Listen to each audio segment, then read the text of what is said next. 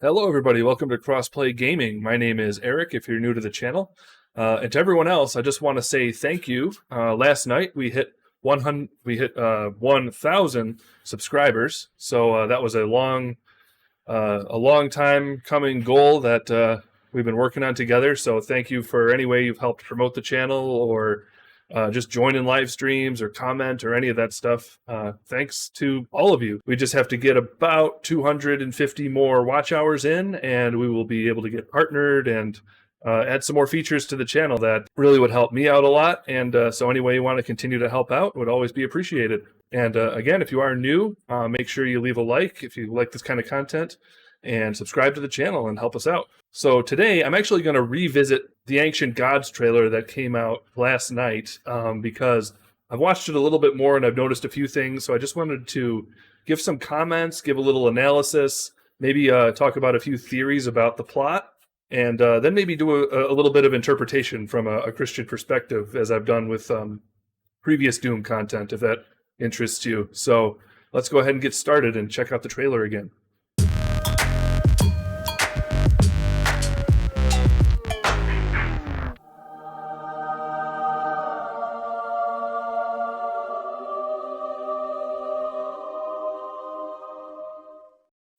Okay, so we have the trailer pulled up again. I'm going to keep it up in the corner this time, and I'm sort of going to start and stop it this time again, but we're going to stop mainly on the lines or the lines of dialogue as they're spoken, and I'll give a few thoughts and questions as we go. So here we go. We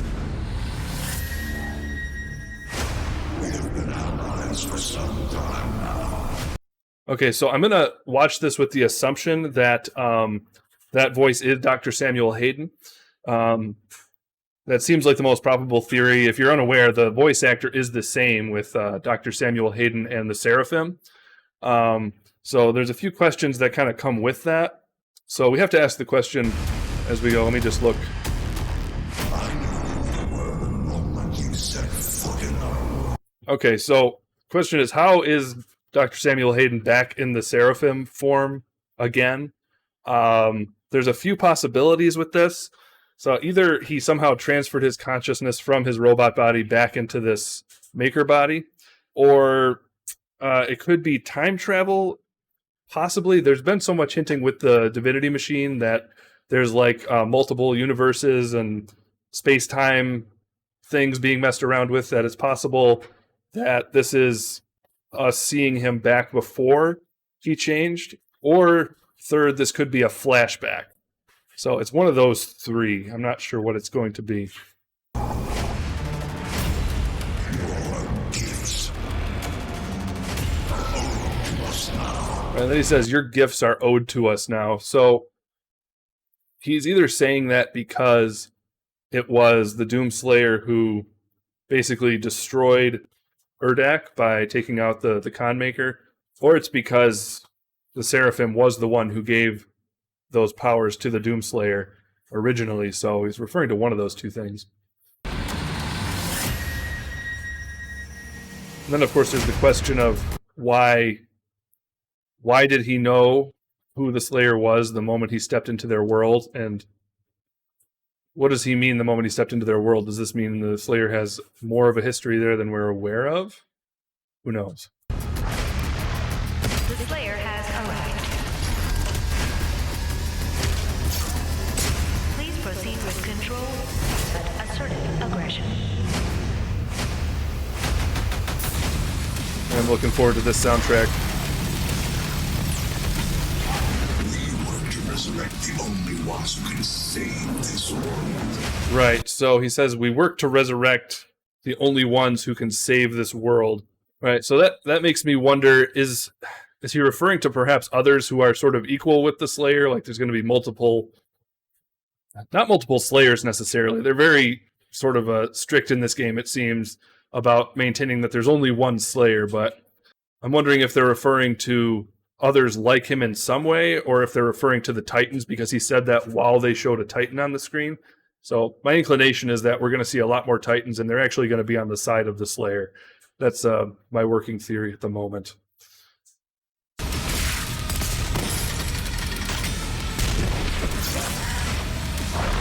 Right. Alright, so now we have the Ghost Summoner. So this is mainly coming from other people I've seen watch this and sort of figure out what they're seeing here. It looks pretty clear that the way the summoner works in this game is not that he summons new demons, but he actually possesses demons. And so you have to kill that demon and then catch the ghost summoner in between demons and destroy it. You'll see it with the electric blast thing here, right? All right, so you can see here that's sort of evidence there. It looks like the Titan is lifting the Slayer up into this new dimension or whatever. So it's looking like they're going to cooperate in some way, which is interesting.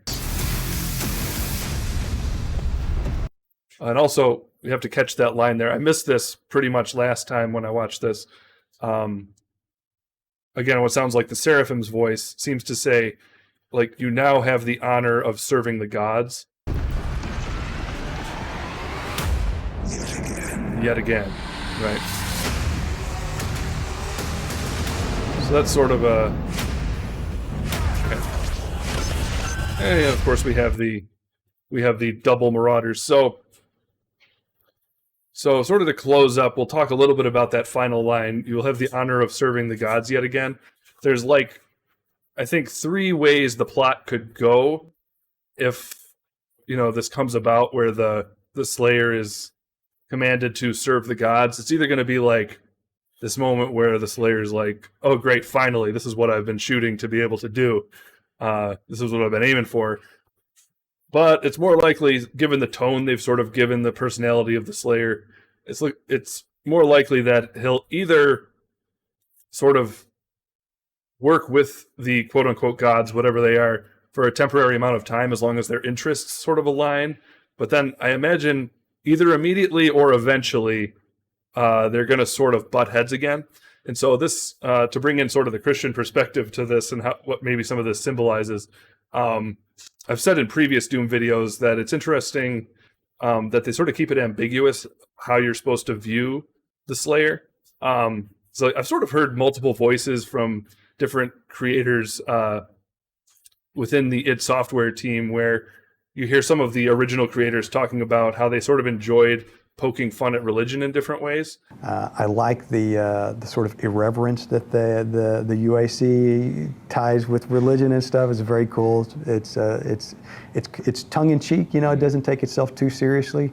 But then you have like a newer creator like Hugo Martin talking about sort of the way in which a Christ figure sort of adds weight and a resonance to a piece of art. It is an example of smart dumb. It is very self-aware and it is way smarter than you realize it is, especially when you were a kid. Paul Verhoeven, who was like a genius, and he saw RoboCop as a Christ-like figure. And the story of RoboCop is that he falls and then he rises again, from the grave, but ultimately is persecuted by his own people. That scene in the garage when he's being shot down and his hands are in the air, that is like a Christ-like figure being sacrificed by his people only to rise again. And so that's all stuff that's like being put into like a summer cheesy blockbuster movie called RoboCop, and that's why it's awesome. That's how you make pop culture that resonates with people that lasts. We definitely try to do that with Doom Eternal. And so I wouldn't say I would argue for one particular interpretation. I think there's sort of an intentional ambiguity as to whether you see like the Doom Slayer as a nod to the idea of a Christ figure or whether you see him as sort of the ultimate humanist symbol of how powerful humanity is. I mean, I have strong opinions about who I think the Slayer is, honestly, and what he represents that I'm never going to share with anybody because people get upset. So. And so as a Christian, I, of course, want to embrace more the nod to a Christ figure, but I'm also aware that there's probably multiple ways this game is being sort of received by the people playing it.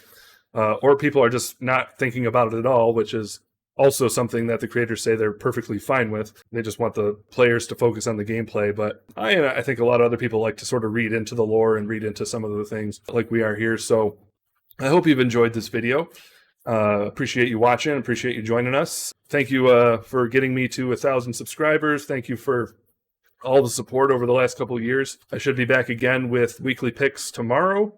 So hope to see you there and hope to see you around in the next live stream. So thank you very much for watching.